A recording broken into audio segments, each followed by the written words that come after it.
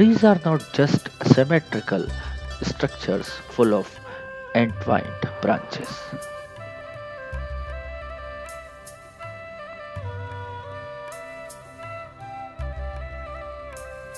Some branches spread their arms towards each side, some recede beyond the trunk, some touch the sky, while some will be directing their aim straight at you.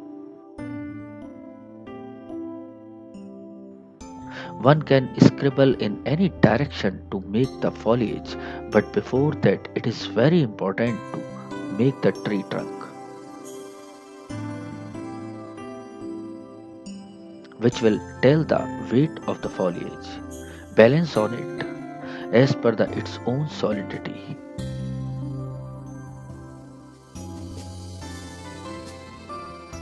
The darkness and thickness of the line drawn is based on the highlighted side and the shadows falling on a tree.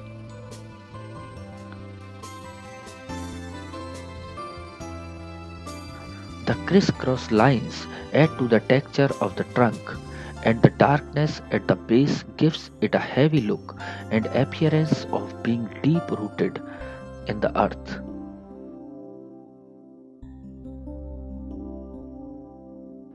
One can easily make out the light is falling on the trunk from the right.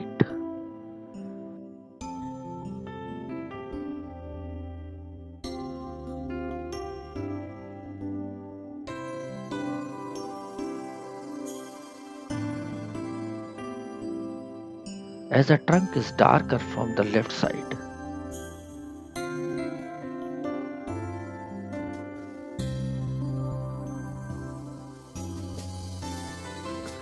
Take care of the source of light, as on it only depends the darkness of the foliage too.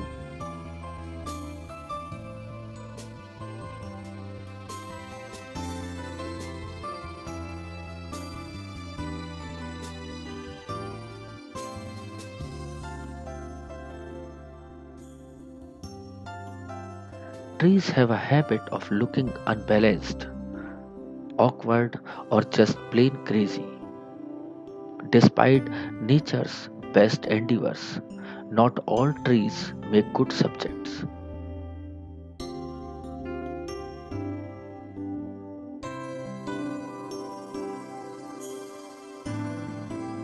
Unless a learning or grossly unsymmetrical tree is going to be of some advantage to your drawing.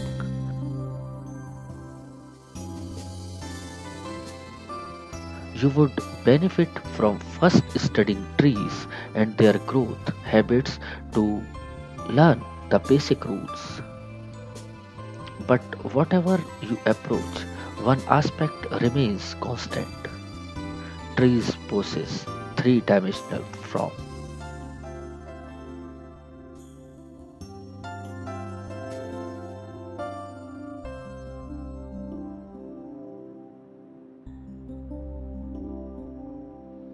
Study the form of leaves and foliage and move the pencil according to that. The intermingled strokes and scribbles will tell the shape and direction of the leaves.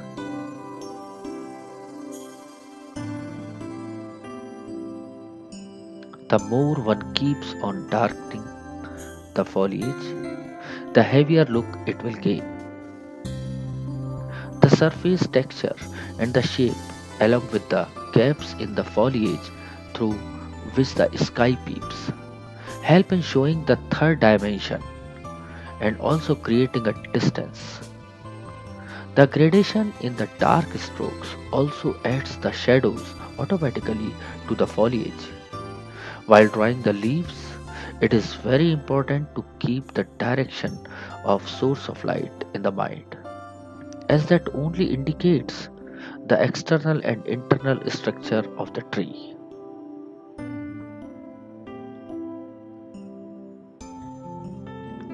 The flow of the strokes tells one the speed of the imagination. Like David Hockney said,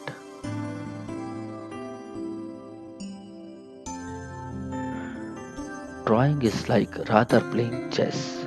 Your mind races ahead of the moves that you eventually make.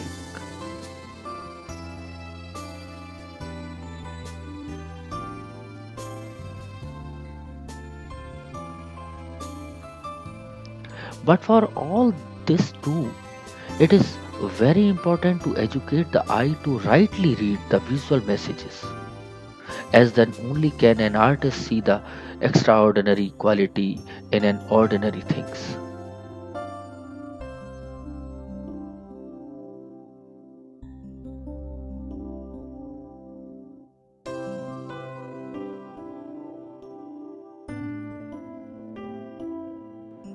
Reinforce the darkest shadows and silhouettes over the trunk of the tree, and also keeps on adding tonal variations to the foliage to grant it a roundness which conforms to the direction of the light source.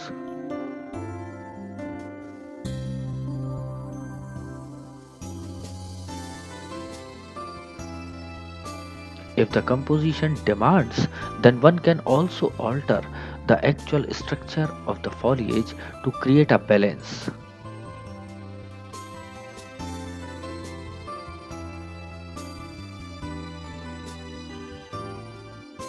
Stella Reinwald rightly said, unlike in music, we painters have the freedom to layer over the sore notes or crop off the discord.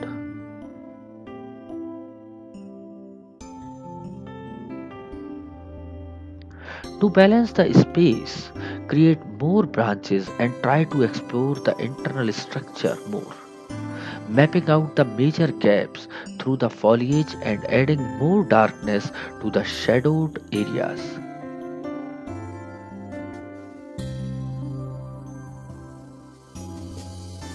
A tree is an ordered, layered object with an outer covering around an inner armature to core.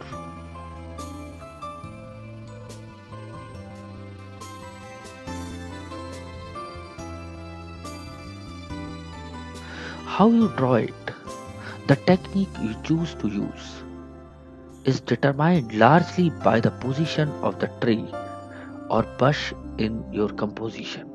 Foreground, where each leaf shape is discernible.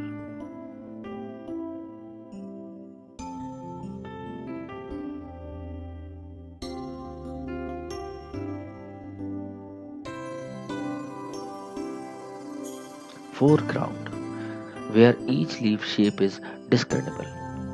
Background, where leaves from a mottled pattern that describe the overall three-dimensionality. Or midground, somewhere in between the two.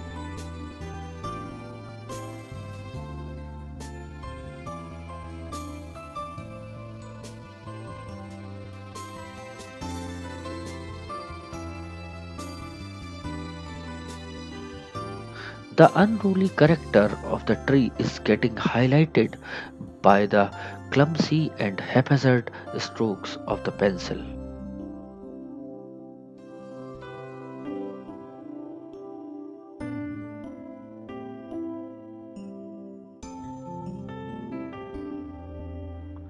Another major factor is to draw a horizontal line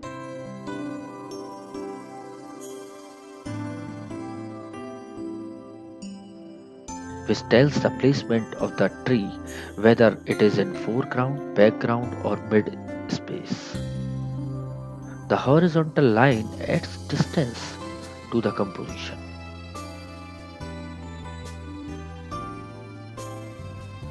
It can act as a baseline on which one can add more elements or even draw more trees or shrubs and bushes.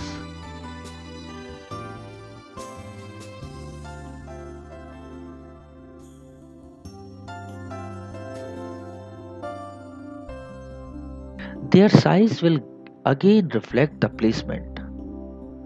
The bigger size will make them seem closer to the viewer, and if it is shorter in size, then it will move away at a distance.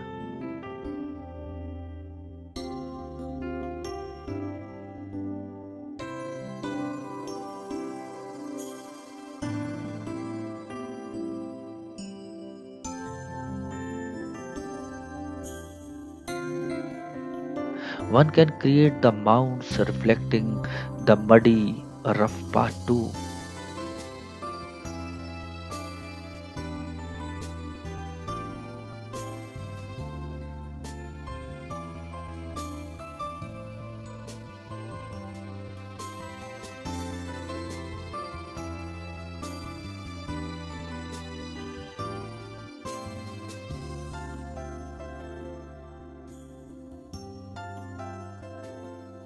Numerous pictorial qualities like representative, non representative, whimsical, imaginative, delicate, meticulously detailed, feathery background, rippled textures, or creepier effect all add beauty and a character to the composition.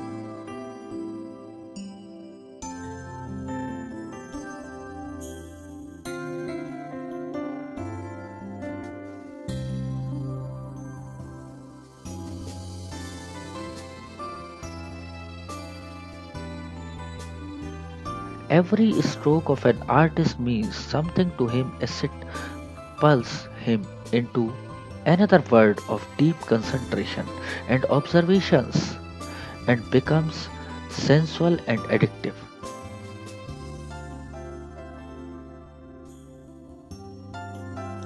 That is the reason he never gets tired and hesitates in bringing out more and more perspectives by varied and new editions.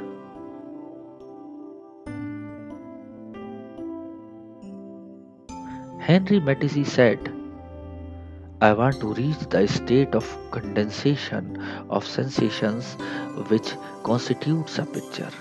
Perhaps I might be satisfied momentarily with a work finished at one sitting, but I would soon get bored looking at it.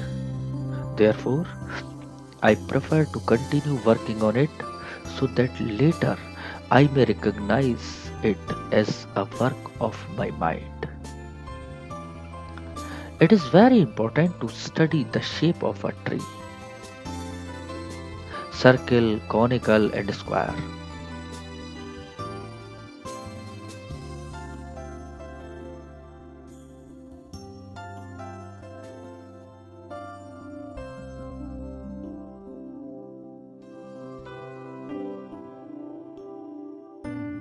Caesar followed these structural forms to define the things of the world. These basic three-dimensional shapes conform to shadows and silhouettes and the highlighted part in the nature. One can create anything from these basic shapes by throwing light effects from their variously angled surfaces.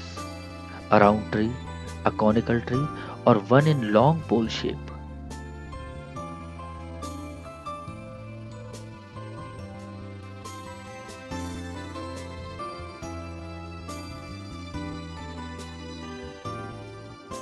The stark silhouette contrast can make the foliage more enigmatic and also can bring out the softer look.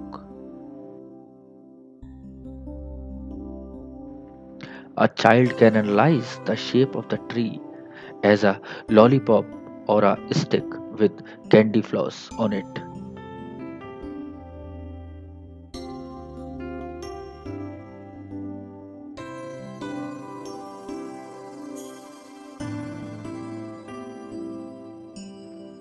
One just needs to half close the eyes to read the basic structure and then blend his intellect and imagination to explore the possibilities.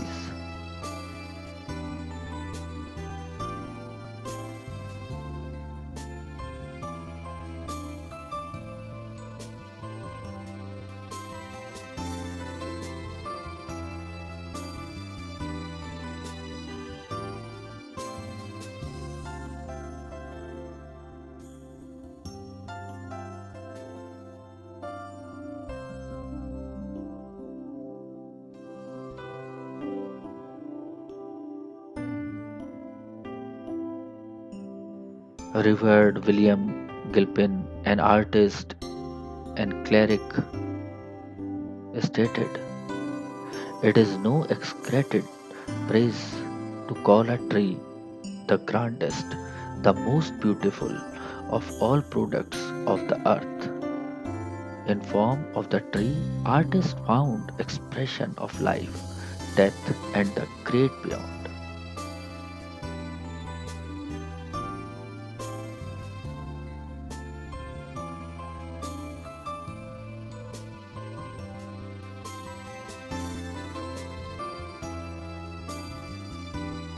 Thomas Gainsbourg's as beautifully painted one symbolic aspect of tree for reflecting harmony in the family in his painting Grosvenor Family, where he has shown the family grouped together in front of two advent trees.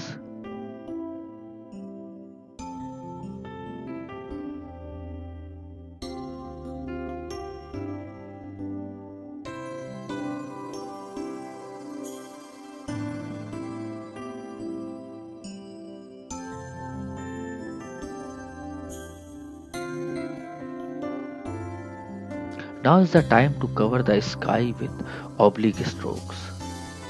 One should keep in mind that the sky is lightest close to the horizon and keeps on getting darker towards the edges.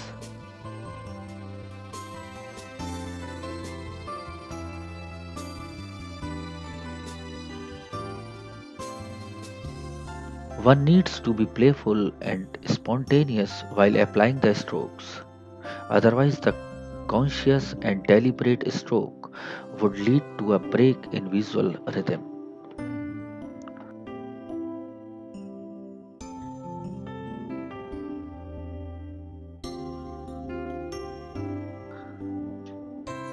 After an artist darkens one area, it automatically tells him which area needs more attention and to be worked on, even when it once appeared finished.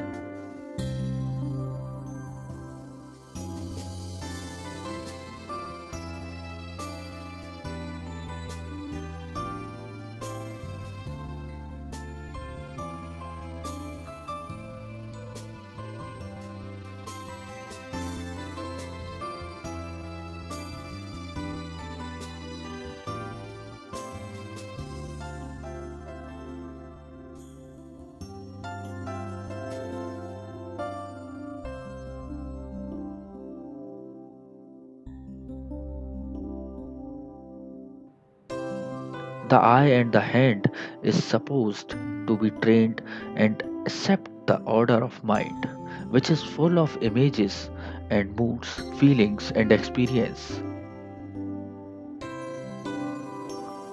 One should not curb the urge to transform the composition, which has been made in layers by layers with careful planning, yet enough to fluidity and spontaneity to keep it free.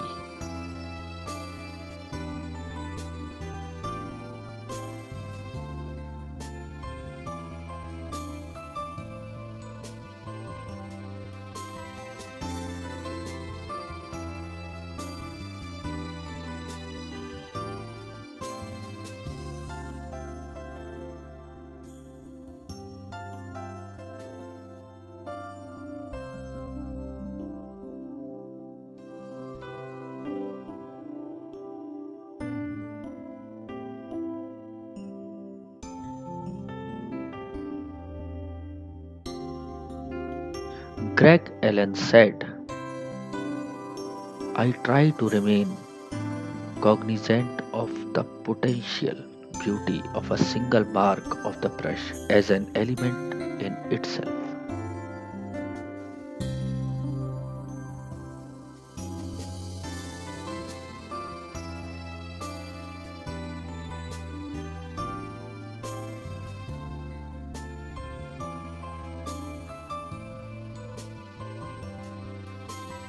Here the slanting strokes from left to right meeting upon in center are forming a play of pleasure, playfulness, and excitement.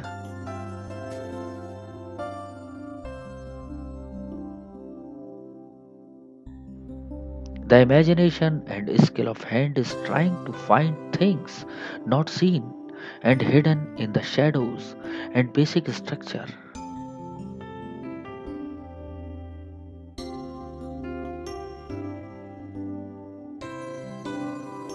Paul Caesar believed he unfolds as a painter that which has not yet been said. He translates it into absolute terms of painting, something other than a reality. A creation is always a doorway into the psychological and spiritual space which opens out into an infinite world. Here is another experiment of making tree with another medium, black drawing ink, branching out into another realm of explorations and experimentation.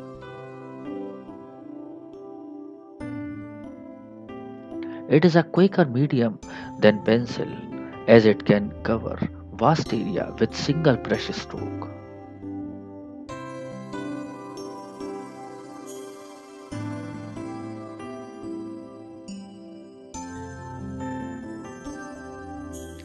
Different tonal gradations can be produced by the brush full of ink to a dry brush.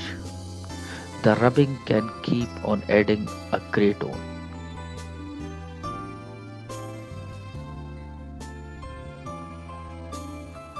The representation of trees showed different meaning and styles cover the years and ages in the art.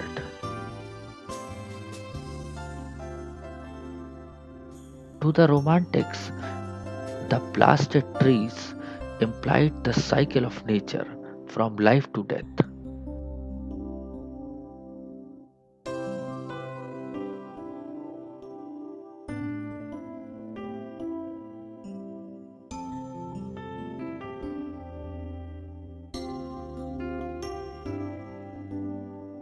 Caspar David Friedrich has depicted a survivor.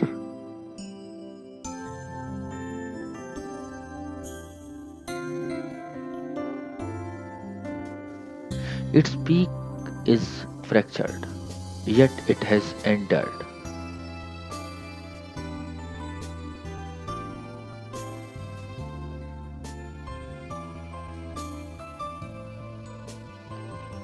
Below it stands a solitary shepherd, and there is a subtext that as this man lives and dies, the tree will continue in its longer life.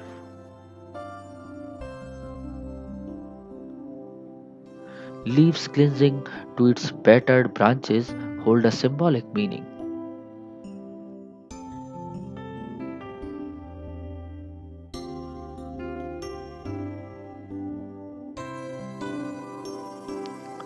Create an atmosphere around the tree.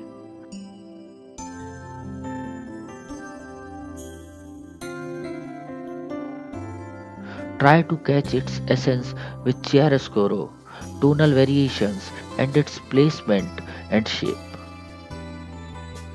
When one is drawing a landscape, it can just mean to represent something with inner vision, virtuosity, and mystery. But in a composition, trees can be used with their symbolic meaning. A tree is a symbol of antiquity and immense and enduring strength. A general symbolic meaning of tree can be interpreted as protection.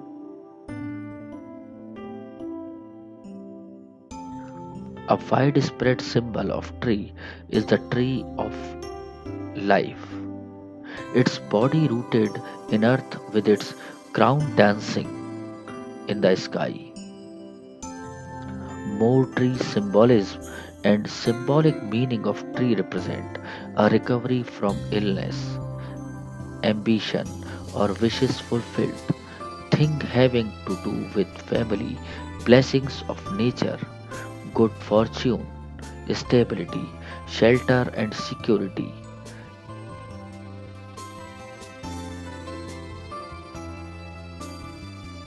Ancient Celtic tribes had meaning and uses of many trees. Letting the grey tone play as a background, try placing a small and dark shrub over it.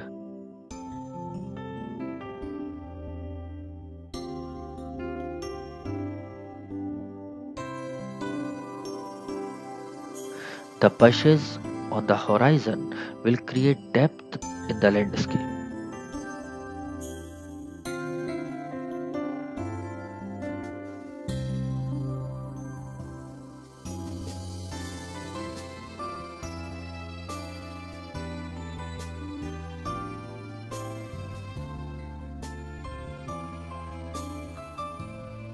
The fir tree adds another variety to the collection of trees.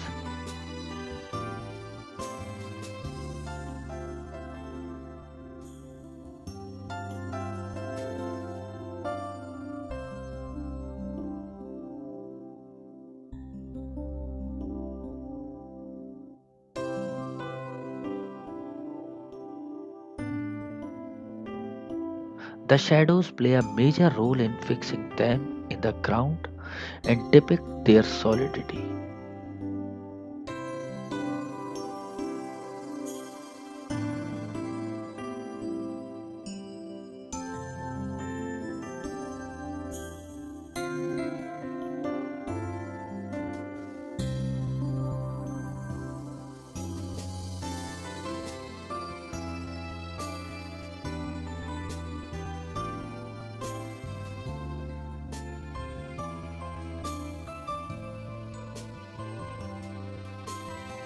White of the sheet acts as lightest tone, grey as middle, and black as the darkest.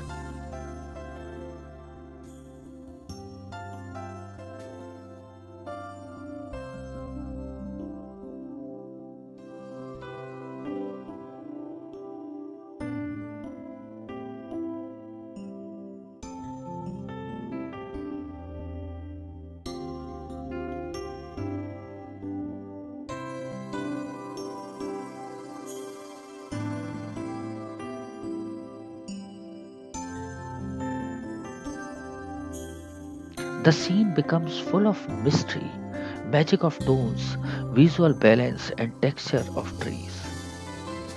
The grey tone in the sky adds to the cloudy effect in the drawing.